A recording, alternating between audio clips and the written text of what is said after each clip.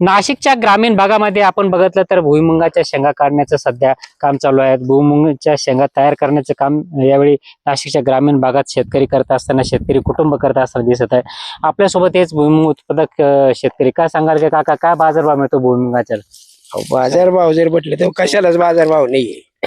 काय भुईमुगा शेंगा काय आता पोत कसं जातं गोणी?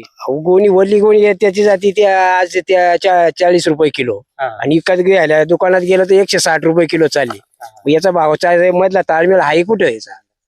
जर कांद्याला कांदे बघितलं तर 600 रुपये क्विंटल चालली कांदी. त्याच्यात काय शिल्लक? शेंगा याचा त्या 40 रुपये किलो बाजारभाव शिल्लक काहीच नाही त्याच्यामध्ये. आपण बघितलं तर अक्षरशः बाजारभाव मिळत नसल्याने शेतकरी एक प्रकारे खंत व्यक्त केली आहे. आपल्यासोबत येथीलच काही शेतकरी महिला. काय सांगाल ताई, शेंगा काय बाजारभाव मिळतात? बाजारभाव किराणा दुकानात 160-170 रुपये किलो न विकत घ्यायला लागतात. आम्ही याचं बीज 1600 रुपये 10 किलोला आणलेलं आहे. तर आमचं ते बियाचा खर्च सुद्धा फिटलेला नाही.